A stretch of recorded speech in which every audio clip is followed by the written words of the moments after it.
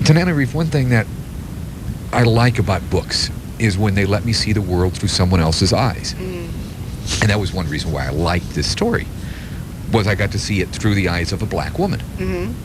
Viewpoint I don't often get.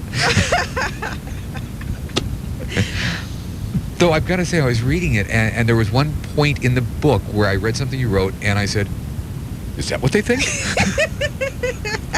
You've got a scene where the main character, Jessica, she's getting an opportunity to write a book. Yeah, I'll say that. She has a white coworker Yeah. who's written a couple of books himself, and he's trying to tell her, listen, you've got great material, you need to write a book here. And she's hemming and hawing, I don't know, I don't have the time. And later on, she's chastising herself by thinking, hey, white folks don't say I can't or should I, they just do. And I read that and I said, whoa, wait a minute. No, Steve Barnes doesn't say I can't. I say I can't. It's like, black people think that. Well, I really do think that that's. Certainly if it's not a universal perception in the black community. Is that actually a common idea? I think I would say it is. It's a sort of this common notion that there's more of a tendency to hesitate or think that you're not going to be able to pull it off. And some of that may be the perception that racism would stop you from doing it. Yeah. And the other, I don't know where else the rest would come from. Well, some of the other things are self-doubt. I mean, part of what any child learns about themselves is partially dependent upon the reaction that they get from the world, the image of themselves that they get reflected in the faces of the people that they encounter. And if you get from enough people, you can't. If you run into enough barriers, you're going to internalize some of that. We have to be nurtured to a point of self-belief. We have to come slowly to the belief that we are strong, that we are good.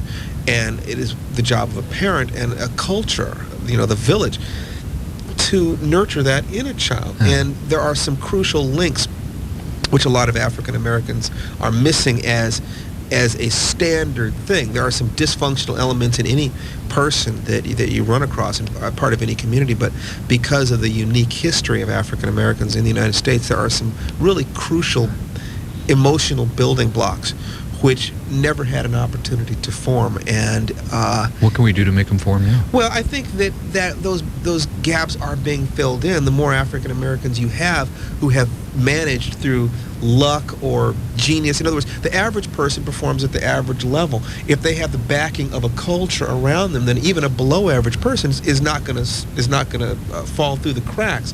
If you have a tremendous amount of weight against you in that particular sense, then you must be an extraordinary person in order to rise up and achieve. The more people who are extraordinary, the more clearly the path is marked for those who have to go through a similar set of difficulties. At this point in our history, we've produced sufficient extraordinary people from that particular gene pool and that particular social group that they are marking out that path more and more clearly. Okay, if you're going to be dealing with racism at this period of time in America, with these things, this is how you find allies among the white population. This is how you create art or music or whatever that appeals to a broad spectrum. This is how you deal with racism. This is how you do this. This is how you do this.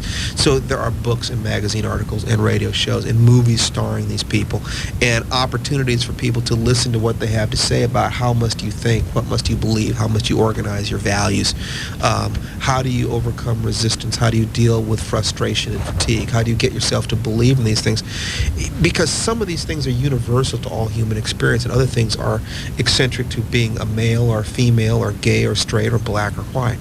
And so I'd say, in shorter answer to what you said, we are in the process of teaching that now, and it's definitely happening. Well, hopefully, sometimes all it takes is seeing a book on the shelf and taking a look at the author photo and say, "Holy cow! He did it." Yeah. I was wanting to write horror, but I didn't know black people wrote horror. Well, people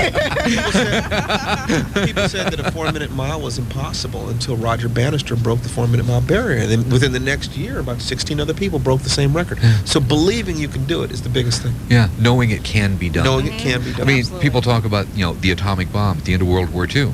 Knowing it could be done was all that anyone else needed to know to do it. Right, exactly. And that's the thing about self-confidence. Knowing you can do it is often all you need. I mean, for about 20 years, it felt like I was the only black, male science fiction fantasy writer in the world. There were more coming up there now, but for a long time, I was just hanging on with nothing but sheer chutzpah.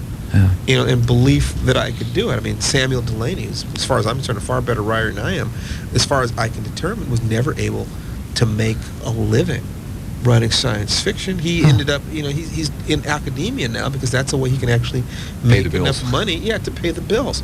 Yeah. And that's, it's interesting when you mention Samuel R. Delaney because, I mean, I know him through his works, right?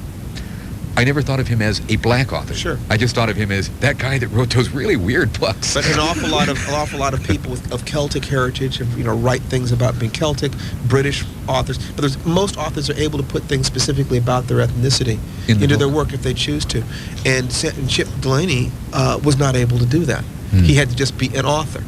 Well, that means that he had to deliberately not go into certain aspects of who he was in order to disguise that from the reading public. He knew that if he wrote about that, it would diminish his readership even further. And I think that cuts into your ability to be powerful as a writer. But Tananarive, that one line, it was the shock of seeing oneself through someone else's eyes. Right. And then you want to go up and say, no, not like that. Well, I don't know that I was conscious, I wasn't conscious of trying to accomplish that with that particular line, but I do know that, for instance, some of the observations that the immortal makes, I wanted to try to do that. Look at ourselves through an outsider's eyes, the way we behave. It is interesting to sort of... And that's what really got to me with this book, was seeing the world through somebody else's eyes. Well, good. We are almost out of time. I've got another question. Sure.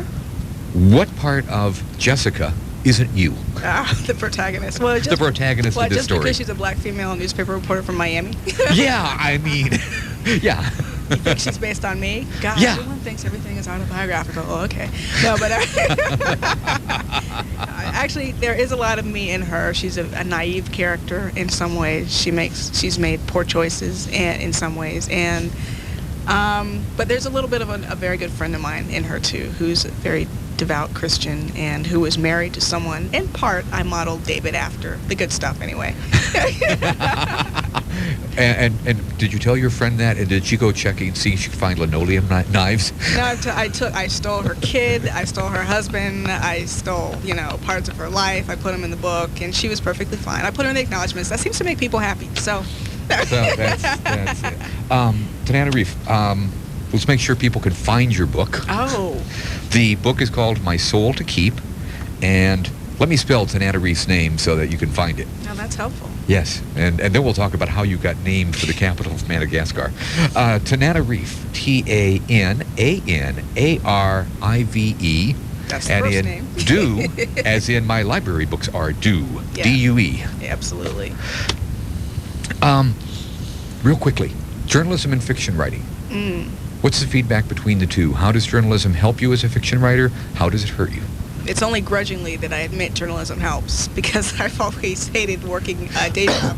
I'm sort of a reluctant journalist, but the experiences I had, the people I met, observations I've been able to make about people who are very different from myself, just as a journalist, and plus I could steal all that work environment and put it in a book. So ultimately... Writing about what you know. Right. But fiction has always been my love. Nonfiction is always a little bit more mature. Yeah. Because it just seems like there are such different They're characteristics needed.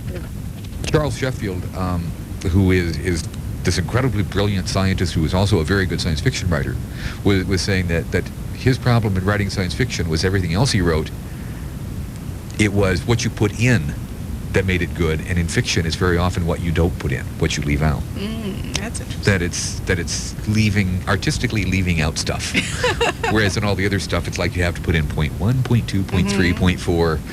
Whereas in fiction, you can drop out a couple of them. I never thought of it that way. Oh my goodness, we are just about out of time. Yes, Bert's giving me the finger. He's holding up the single finger, which means we're at that time. Tananarive, again, I want to tell you again how much I enjoyed your book. Thank you very much. You are really a good writer. You've got a new one coming out soon, I hope? Well, it's coming out in paper, but that one's coming out in paperback in March, and I'm writing a sequel, but I can't tell you when it would be out. Probably not before 1999, late. Oh, please. I know, but it takes so much time. I don't know. Ask Steve. Takes 4 weeks. Oh, please. I'm still recovering. For the rest of us mere mortals. Indeed, It takes so much indeed, time. indeed. Well, take as long as you